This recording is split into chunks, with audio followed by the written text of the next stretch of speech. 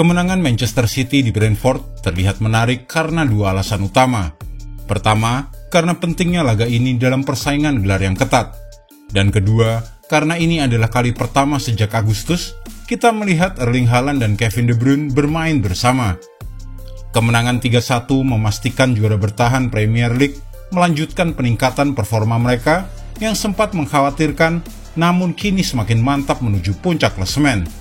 Mereka sekarang berada di posisi kedua, 2 poin di belakang pemimpin Liverpool, namun dengan satu pertandingan yang belum dimainkan. Bukan hanya De Bruyne dan Haaland yang tampil menonjol di laga ini, keduanya masih kalah pamor oleh Phil Foden, yang hat-tricknya membantu Manchester City bangkit dari ketertinggalan 1-0 untuk meraih 3 poin penuh dengan kemenangan 3-1. Mari kita lihat bagaimana cara Pep Guardiola meracik timnya hingga menjadikan Phil Foden buas di depan gawang, dan juga kembalinya duo aksis Manchester City sebagai berikut. Cara Phil Foden borong semua gol Manchester City. City memenangkan pertandingan berkat hat-trick kedua Foden di Premier League. 3 gol yang dieksekusi dengan baik, tenang, dari posisi pencetak gol utama. Dengan De Bruyne dan Haaland mendominasi permainan tim, ada yang bertanya-tanya, apakah Foden akan merasa terpinggirkan? Sebaliknya, dia memastikan dia menjadi tokoh utama. Ditempatkan dari kiri, dia diberi kebebasan yang cukup bebas untuk masuk ke tengah lapangan, yang membuat seluruh sisi kiri menjadi milik Josko Gvardiol, seorang bek yang agak lamban yang tidak menawarkan ancaman serangan yang besar. Phil Foden muncul lebih sering di zona kanan dalam daripada di posisi kiri murni, dan juga melesat ke kotak penalti untuk membuat perbedaan. Dan meskipun memiliki kreativitas level atas, Phil Foden lebih baik sebagai pencetak gol daripada sebagai penyedia assist. Sekarang dia telah mencetak 43 gol dalam Premier League dengan 25 assist. Gol kedua menariknya terjadi ketika De Bruyne mendapati dirinya berada di sisi kiri, posisi yang dia tempati dalam jangka waktu yang lama di paruh kedua musim-musim sebelumnya. Itu memberikan ancaman umpan silang dari daerah tersebut bagi skuad Pep Guardiola untuk pertama kalinya. Dan pada gilirannya memungkinkan Phil Foden berada di posisi di mana dia dapat menyebabkan dampak terbesarnya. Ini sekarang berarti bahwa dari 75 tembakan terakhir Manchester City melawan Brentford, hanya 4 yang masuk menjadi gol berasal dari Foden. Cara Erling Haaland dan De Bruyne berkolaborasi. Sejak hari pembukaan musim ini, De Bruyne dan Haaland tidak bermain bersama. Sangat disayangkan mengingat seberapa sering kombinasi keduanya menghasilkan gol dalam beberapa pekan pertama musim lalu. Kita sering melihat bagaimana De Bruyne mengoper ke kanan, Haaland pergi ke arah tiang jauh, dan Anda tahu apa yang akan terjadi selanjutnya. Pada laga melawan Brentford kali ini, kerjasama mereka bersifat sporadis.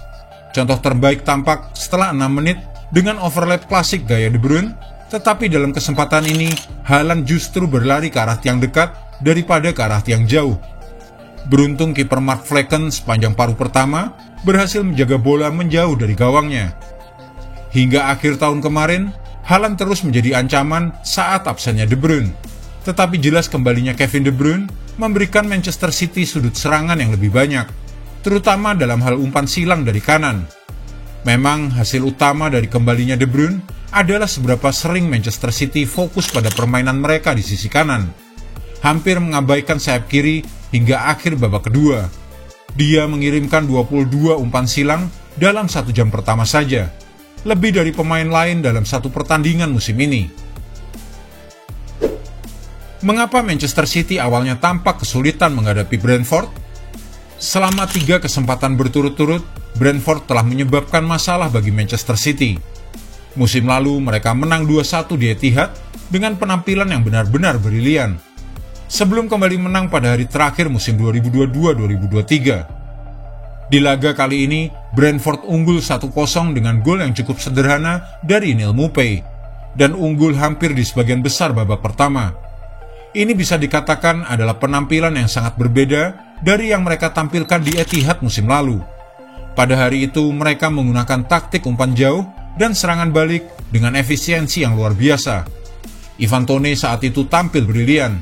Saat itu Manchester City memang layak kalah. Keunggulan awal Brentford saat ini bergantung banyak pada Flekken, dan tentu saja gol pembuka mereka Meskipun mungkin gol tersebut merupakan pergerakan dari latihan set piece, namun datang dari situasi yang tidak terduga.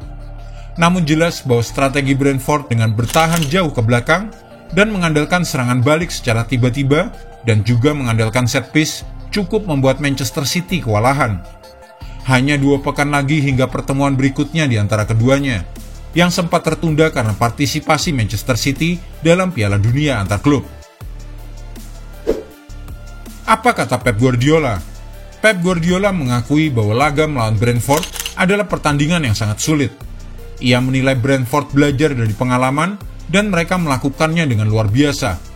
Entah itu dari setiap tendangan sudut atau setiap tendangan bebas. Pep juga mengakui bahwa kiper Mark Flekken juga tampil luar biasa di babak pertama. Namun setelah babak kedua, timnya jauh lebih baik. Pujian juga diberikan kepada Phil Foden yang telah memainkan banyak pertandingan. Dia adalah pemain yang kini bermain di posisi yang berbeda dan memiliki kemampuan di ruang yang sulit dan menjadi mesin gol Manchester City karena dia suka berada di dalam kotak penalti. Brentford diakui bermain sangat dalam, membuat ruang sulit bagi pemain Manchester City untuk bergerak di ruang-ruang yang sangat penting ini. Namun Phil Foden mampu bergerak masuk ke kotak penalti dan dia sedang dalam performa terbaiknya sejak bergabung dengan Manchester City. Selanjutnya, Manchester City akan menghadapi Everton di Liga Inggris. Jika Anda menyukai video ini, jangan lupa klik like, share, subscribe, dan tendang loncengnya agar tak ketinggalan update terbaru dari kami.